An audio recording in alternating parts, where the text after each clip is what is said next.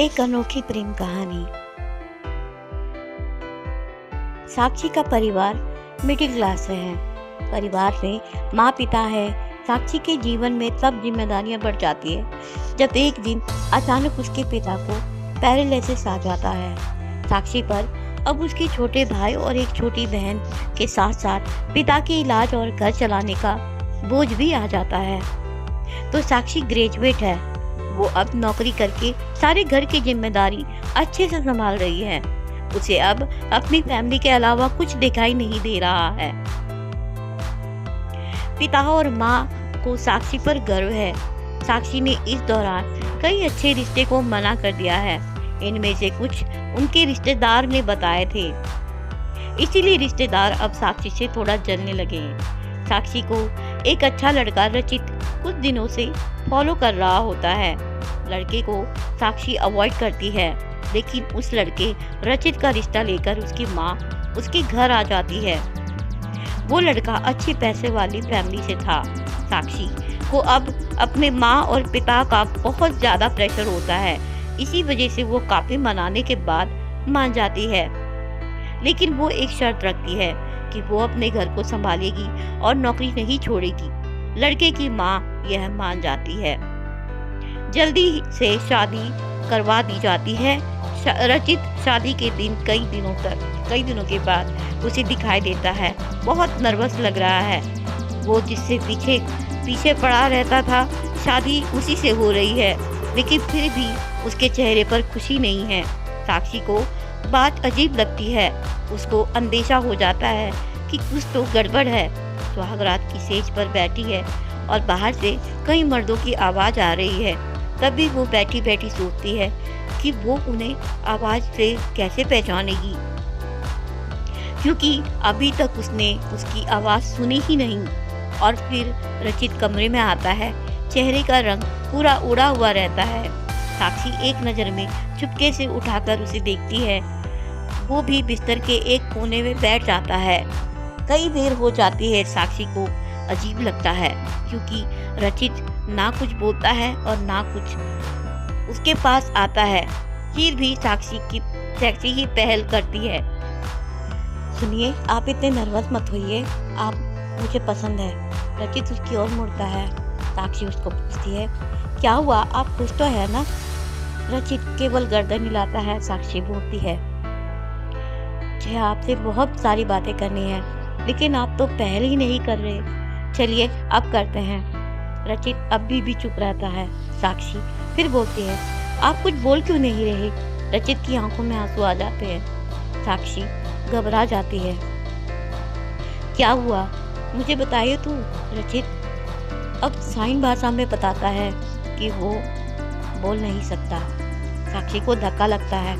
वो चुप हो जाती है और रचित से दूर हो जाती है। पहली रात में ही उसे पता चल जाता है कि उसके परिवार वालों के साथ धोखा हुआ है, क्योंकि लड़के वालों ने इतनी बड़ी बात छिपाई। उसे धोखा बर्दाश्त नहीं होता। वो अपने घर वापस लौट आती है। उसके परिवार को भी इस बात का पता नहीं होता। परिवार वाले भी यह सुनकर शॉक हो जाते हैं और अपने आप को कोसते हैं कि उन्होंने जल्दी कर दी। पहले पता लगाना था। साक्षी ने फैसला लिया कि अब वो कोर्ट में बात ले जाएगी। शादी के एक दिन बाद ही बात तलाक तक पहुंच गई। साक्षी तलाक की अर्जी देती है। रचित की माँ साक्षी के घर आती है। साक्षी की माँ उन्हें भला बुरा कहती है। साक्षी उन्हें रोकती है और वो पूछती है, आपको जरूरी नहीं लगा इतनी बड़ी बात हमें बताना? जब रचित की माँ नीचे मुंह करके चुप रहकर सारी बात सुन रही है। रचित की माँ कहती है कि माँ अपने बेटे का भला ही चाहती है और उसके पिता भी नहीं है। वो साक्षी को पसंद करता है,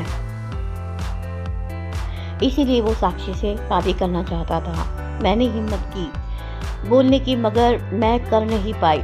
फिर मुझे डर भी लगा, क्योंकि पहली बार उसने कुछ करने को कहा। उसने तो मुझे बोला था कि तुम्हें सब बता दूं, और मैं चाहती भी थी, लेकिन नहीं कर पाई।